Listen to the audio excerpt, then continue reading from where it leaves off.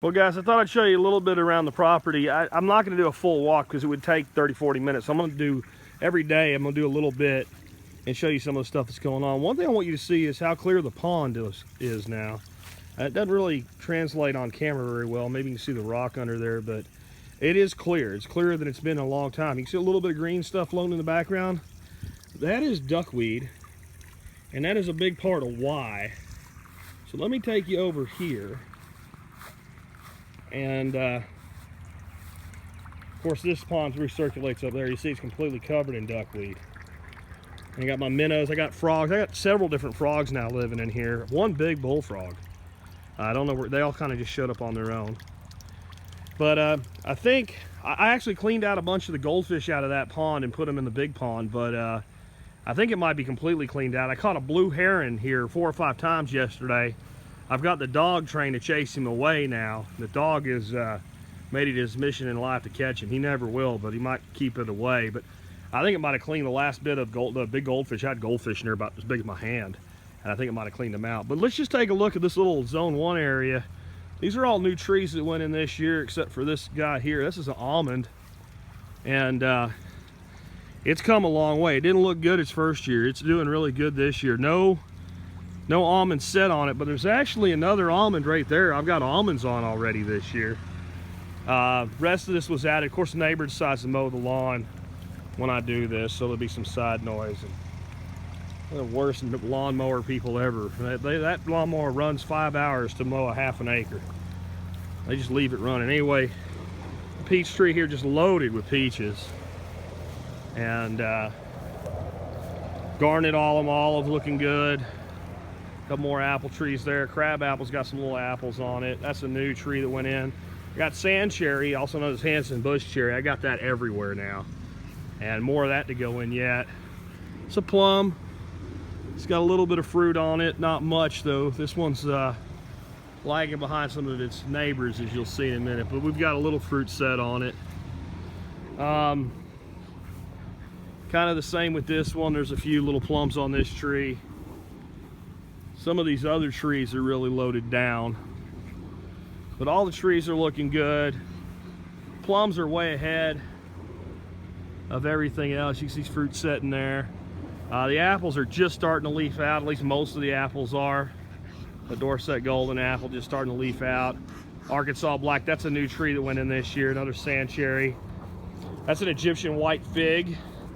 It struggled, but with this mild winter we had, I think it's doing really good. Another olive blooming, really nice. And you can see that just everything's green. Everything just, I mean, this property looks so much different than it did when I moved in. Some locust trees that we popped in, some more sand cherry. This little tree's just got more fruit than I think it has tree. That's a plum. It's a persimmon we popped in this year. It's just getting established. This is a spring satin plum cot.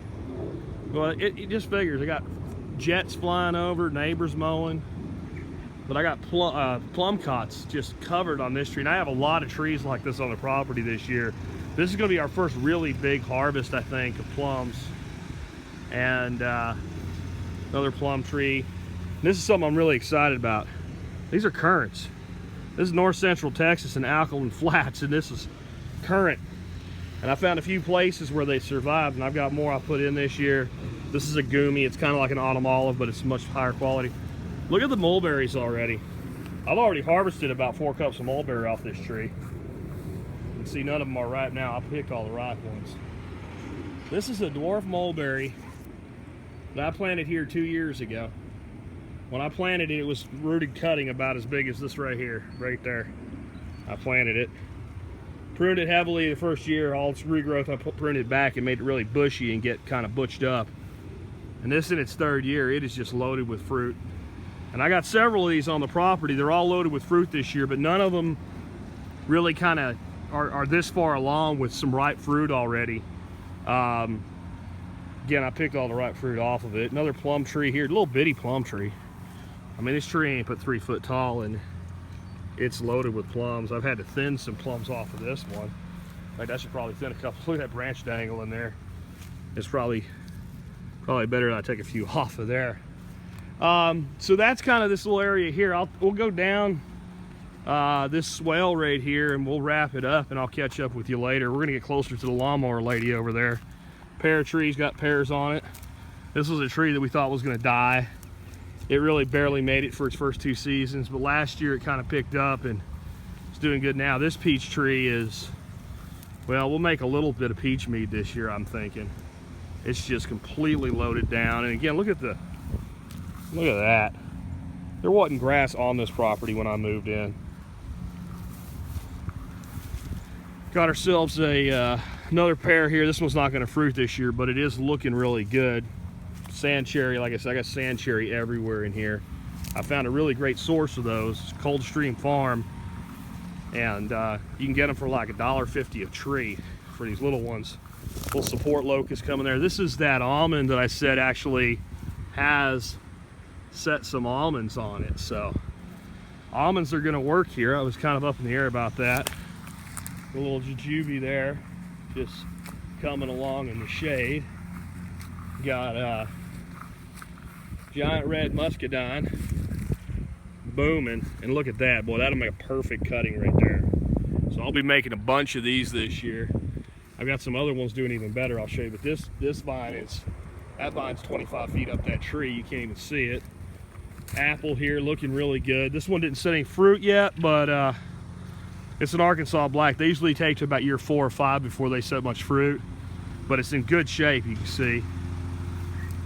More of the sand cherry, autumn olive, locust, and this is probably the sparsely planted swale because we had a lot of losses. A big jujube here.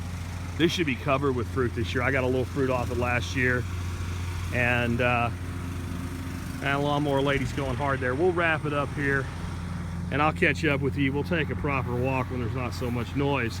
But I did want to kind of catch you guys up to where things are coming, where they're going. See that locust tree right there? That tree was planted as a seedling last year. We're starting to get growth like that. White mulberries are looking good. I've got locust planted here. Yeah, and we'll do a more detailed series of walks coming real soon.